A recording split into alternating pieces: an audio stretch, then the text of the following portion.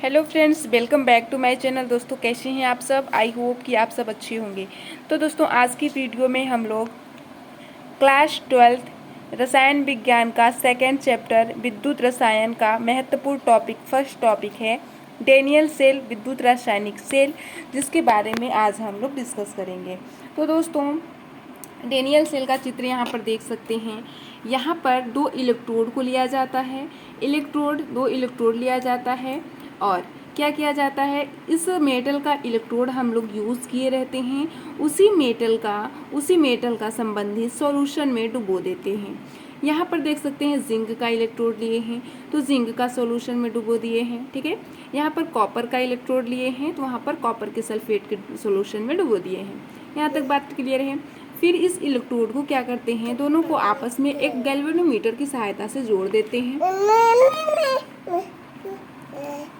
ठीक है।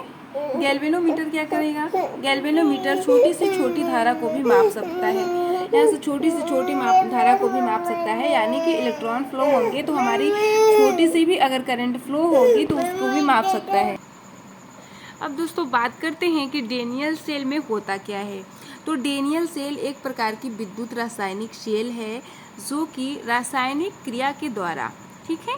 रासायनिक क्रिया का मतलब है कि हम लोग जो सॉल्यूशन और इलेक्ट्रोड का यूज़ किए हैं उनके केमिकल रिएक्शन के द्वारा, उनका केमिकल रिएक्शन होगा और इलेक्ट्रॉन का फ्लो होने लगेगा, तो इसके द्वारा हमें इलेक्ट्रिक करंट यानी कि विद्युत धारा प्राप्त होने लगेगी।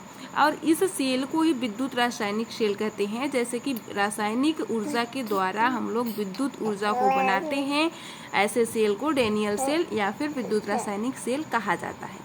अब बात आ गई कि डेनियल सेल होता क्या है, ठीक है। अब इसके प्रोसेस को हम लोग देखेंगे।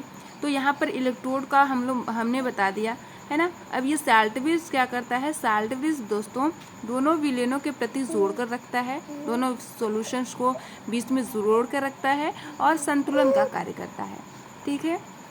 अब देखो क्या रिएक्शन होगा बेटा, रिएक्शन होगा कि जिंक पर क्या रिएक्शन होगा, जिंक हमारा कार्य कर रहा है किसका, एनोड का, है ना। एनोड का कार्य कर रहा है जिंक हमारा। तो जिंक पर जो कार्य होगा वो क्या होगा, जिंक अपने दो इलेक्ट्रॉन को दान देगा, ठीक है।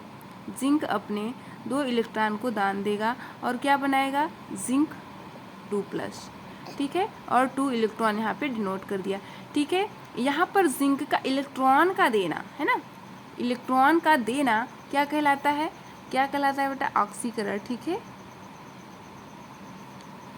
ऑक्सीकरण, है ना। यहाँ पर एनोड पर हो रहा है क्या, ऑक्सीडेशन, ठीक है। और जिंक से जो इलेक्ट्रॉन गिरे हैं, मतलब जिंक से जो इलेक्ट्रॉन निकले हैं वो कहाँ जाएगा, कैथोड की ओर गति करेगा, ठीक है, कैथोड की ओर गति करेगा। कैथोड पर क्या बैठा है, हमारा कॉपर प्लस बैठा है। ये जो सॉल्यूशन में से कॉपर प्लस निकल के आए वो क्या किए, इलेक्ट्रोड पर जाके जमे, ठीक है।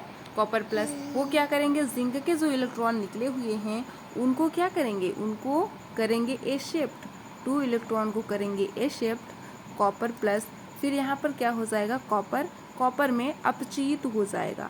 यहाँ पर कॉपर का हो रहा है अपचयन, कैथोड पर हो रहा है कॉपर का अपचयन और एनोड पर हो रहा है क्या, ऑक्सीडेशन जिंक का, ठीक है। और जिंक का इलेक्ट्रॉन निकल के कहाँ जा रहे हैं, देखो इधर जा रहे हैं ना, और करंट फ्लो इस साइड होगी क्योंकि इलेक्ट्रॉनों के विपरीत दिशा में करंट फ्लो होती है, ठीक है।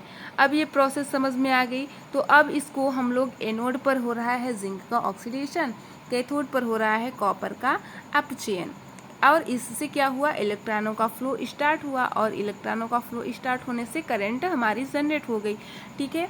अब यहाँ पर संपूर्ण सेल रिएक्शन में क्या लिख सकते हैं हम लोग, संपूर्ण सेल अभिक्रिया, ठीक है। संपूर्ण सेल अभिक्रिया हो जाएगा दोस्तों जिंक, ठीक है, और प्लस कॉपर प्लस जिंक का क्या हुआ, जिंक का हुआ ऑक्सीडेशन, ये वाला लिखेंगे। फिर कॉपर का क्या हुआ, अपचयन, ये वाला लिखेंगे, ठीक है। ये हमारा संपूर्ण सेल रिएक्शन हो गया। अब हम इस सेल को रिप्रेजेंट किस तरह से करेंगे, सेल निरूपण जिसे कहेंगे, ठीक है, निरूपण। दोस्तों सबसे पहले हम लवर सेतु का यहाँ पर ऐसे डायग्राम बनाएंगे, ठीक है, ये हमारा लवर सेतु का है, ठीक है। अब हम लिखेंगे इधर जो ऑक्सीडेशन हुआ और इधर लिखेंगे जो रिडक्शन हुआ, मतलब अपचयन हुआ, ठीक है। सबसे पहले अपचयन किसका हो रहा है, कॉपर का हो रहा है, कॉपर लिखेंगे। इस साइड क्या किसका ऑक्सीडेशन हो रहा है, जिंक का हो रहा है, जिंक लिखेंगे, ठीक है। फिर क्या करेंगे, 1 डैश करेंगे, है ना।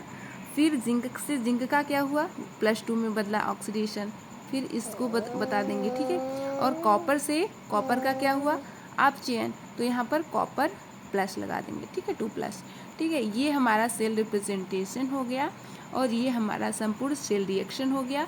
एनोड पर क्या हुआ, कैथोड पर क्या हुआ, ये सभी हमको ध्यान रखना है कि एनोड होता है माइनस और कैथोड होता है प्लस। एनोड पर होता है जिंक का ऑक्सीडेशन, कैथोड पर होता है रिडक्शन। दोनों सेल रिएक्शन क्या कहलाएंगी, रिडॉक्स रिएक्शन, ठीक है। संपूर्ण सेल रिएक्शन हो जाएगा रिडॉक्स रिएक्शन, जो कि इस प्रकार है, और जिंक का जो है सेल निरूपण क्या होगा, डेनियल सेल का, वो इस तरह से होगा। दोस्तों आई होप कि डेनियल सेल की क्रियाविधि आपको समझ में आई होगी।